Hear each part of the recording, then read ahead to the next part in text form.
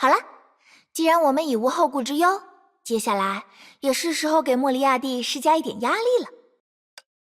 如果我是他，现在应该正在尽地研究方舟，毕竟那可是弗洛斯发展至今的源头，也是解开他所有好奇的钥匙。哦，对了，说到方舟，那可是你们地球文明的产物，我们可都算你们的学生呢。没什么，只是觉得你未免过于谦虚了。我一向就是个谦虚的人呀，就当你是在夸我好啦。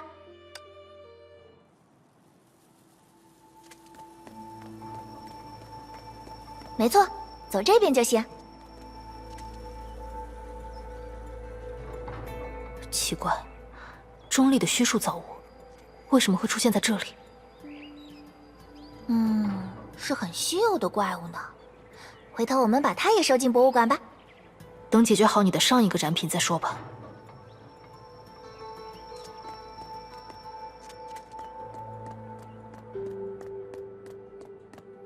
崩坏兽又出现了。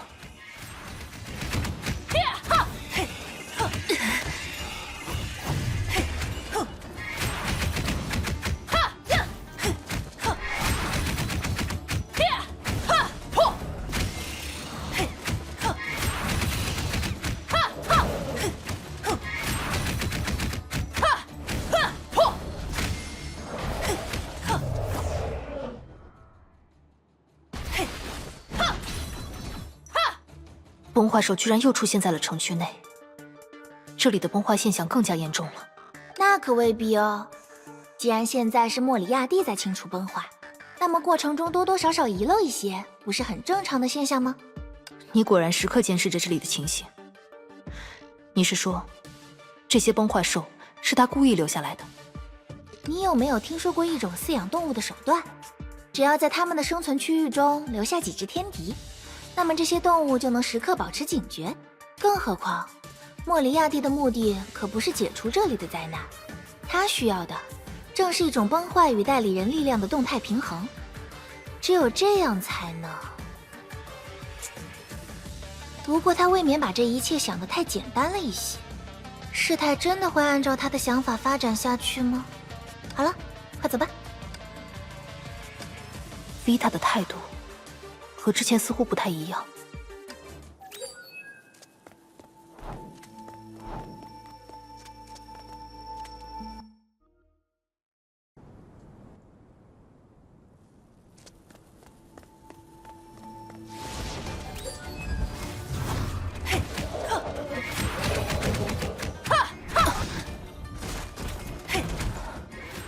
投影不稳定的情况又严重了，究竟怎么回事？因为原本只能承载一个人的投影通道，现在不得不同时容纳我们2个人嘛。情况特殊，你就多适应一下吧。原来这也是你的杰作。那么之前的几次，是因为你在通过我观察这里的情况？我告诉你。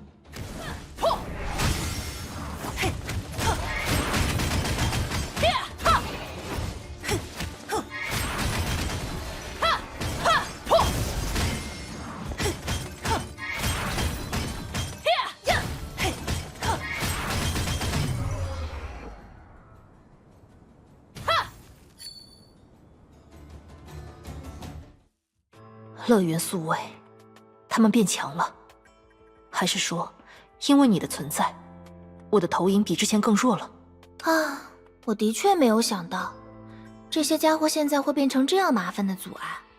早知道会是这种情形，最初就应该对他们的数量加以控制。你可以操控这些怪物？现在当然不行啦。这些家伙原本是隶属于这座城市的力量，只会在特殊的时候使用，类似清洁工吧。你看到小一星的记忆出现了混乱，就是因为莫里亚蒂接管了他们的控制权限，使代理人的意识发生了紊乱。我说过嘛，他们是我的复制人，也因此共享了一些与投影类似的身体机制，虽说和你和莫里亚蒂仍截然不同。所以那些记忆的确是真实的，他们只是单纯遗忘了现在。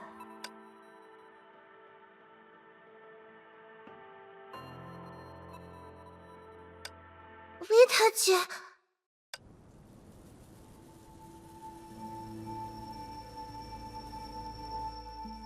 又见面啦！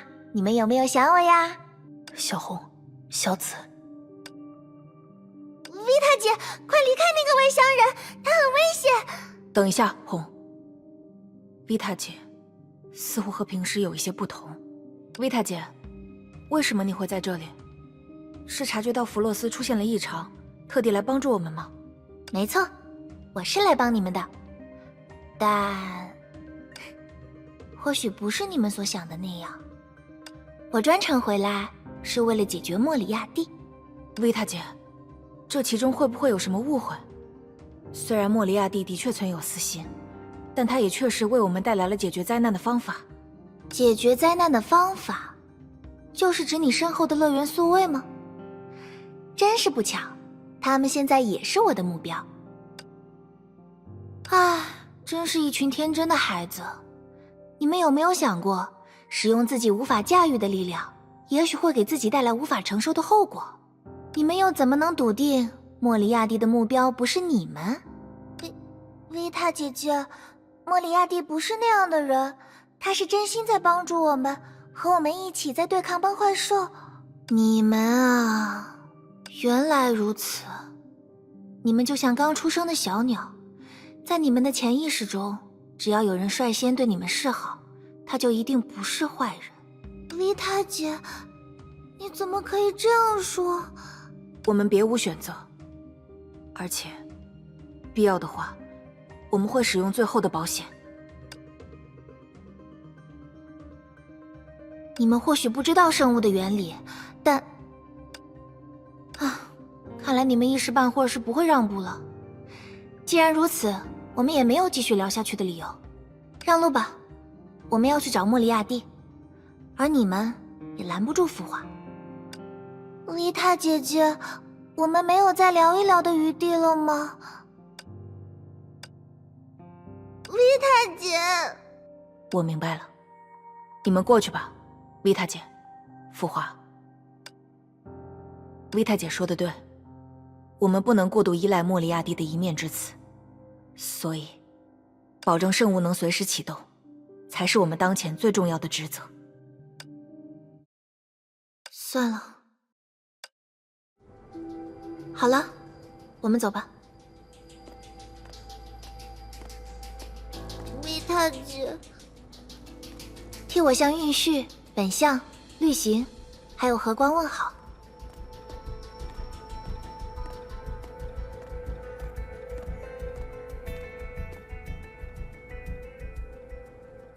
听说这是你朋友设计建造的飞船？原来你知道啊。再怎么说，我也仔细研究过方舟留下的各种记录嘛。所以我真正好奇的是，数万年的生命历程，对现在的你来说，究竟是一种什么样的感觉？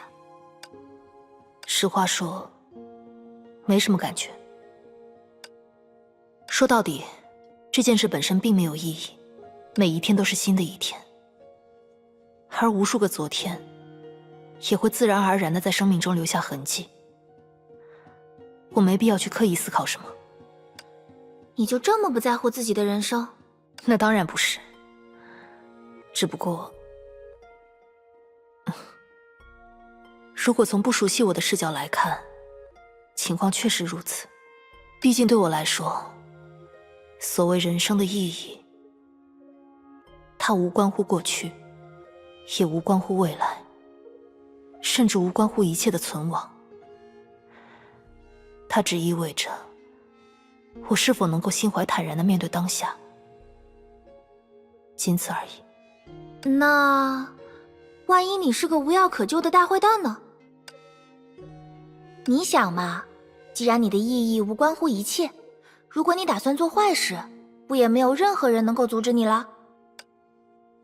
曾经的确有这种可能，但现在不会。因为你有了不一样的朋友，生命和你一样漫长，能力和你一样强大。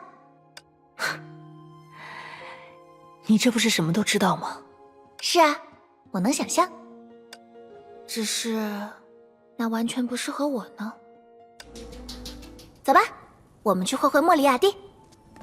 嘿，对，把拳头砸在他那张假笑的脸上，让我看看他哭成泪人的样子，一定不错。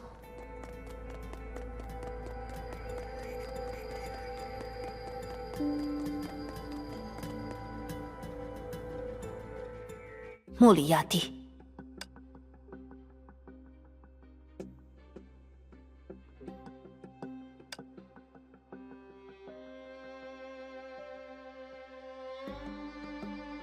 哼，不愧是大侦探，果然回到了这里。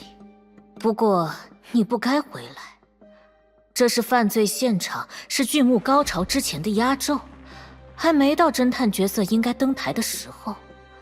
我之前可是好不容易才扫清了舞台。登台？哼，一个展柜上的漂亮人偶，只是因为观察过些许访客，就觉得自己有当导演的天赋吗？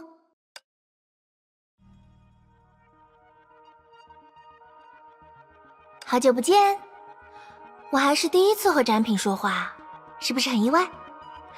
还是说你已经忘记了我是谁呢？忘记？怎么可能？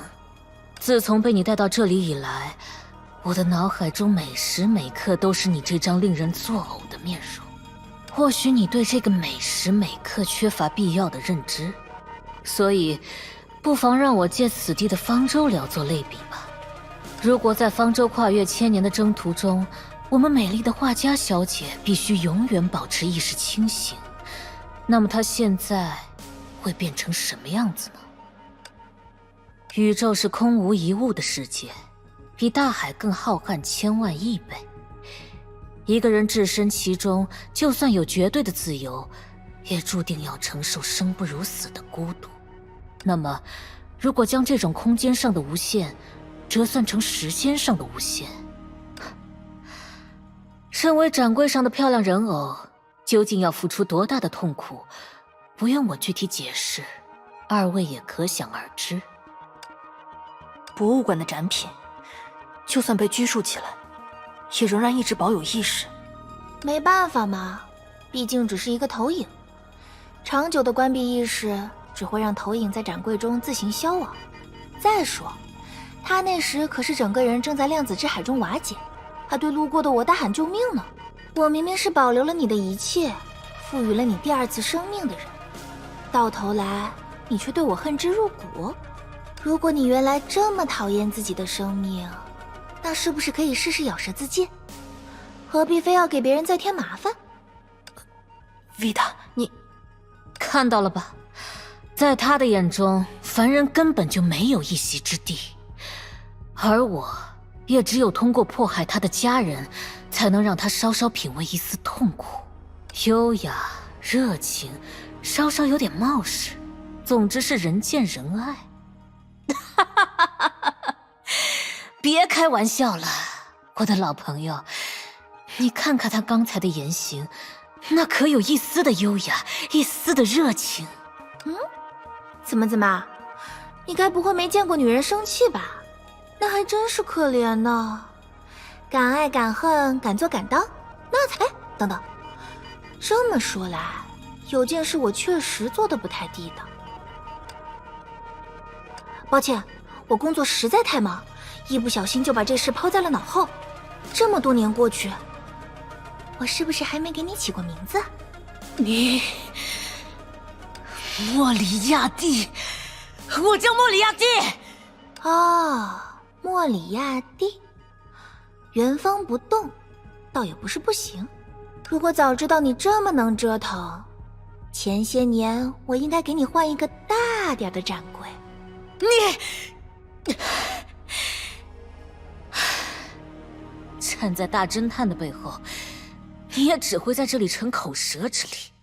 好戏就要到达高潮，很快你就能明白，究竟谁才是供人观赏的对象。是吗？没关系，不论演员是谁，我还挺喜欢看戏的。只不过，你的舞台上似乎一个我喜欢的演员都没有啊。总不会，你指的是我的那些复制体吧？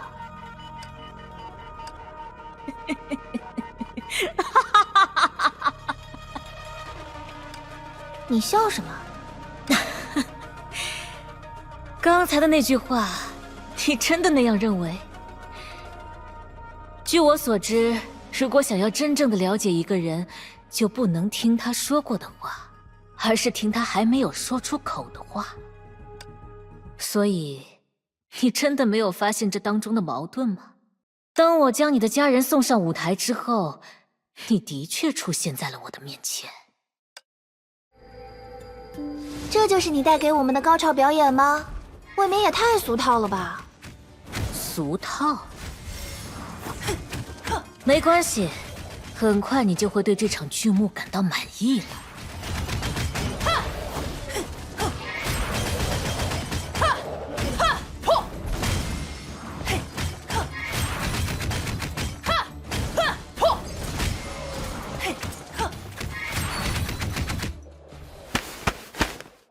唉，反反复复都是这些家伙，我都……浮华都厌倦了，对吧，浮华？想要看到惊世巨作，不好好等待暖场可不行。不过，算算时间也差不多了，我想你们应该很快就能欣赏到这部戏的高潮。没什么，不过是让我手里这些不大好用的玩具恢复它们原本的功能罢了。什么意思？乐园宿卫的原本功能，不也是保护弗洛斯吗？保护弗洛斯，的确是这样。只不过在你闯入禁地，使得我能够轻易通过旧圣物的残余中枢接管它们的时候，我发现了一个非常有趣的功能模块：无差别消灭检测到的一切生命体。你打算开启清扫功能？当然，事实上它已经开启了，就在他们攻击你的瞬间。也就是说，并不是我在操控他们攻击你们，他们只是在平等的攻击所有人。那么，当我们把视线延伸向弗洛斯，一贯信赖的助手突然发动攻击，亲爱的代理人们又将会作何反应呢？惊愕、痛苦、难以置信。唉，没有办法看到这些，真是太可惜了。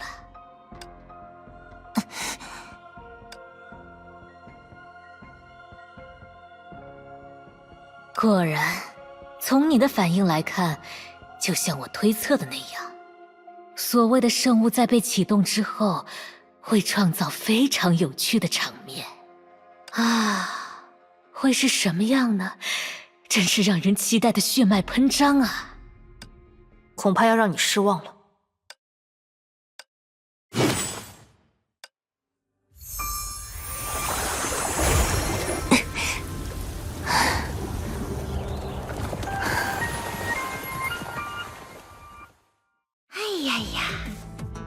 你来的正好，格雷修。抱歉，在城市里巡视，确保没有遗漏的怪物和崩坏兽，耽误了一点时间。华姐姐，我应该没有来迟吧？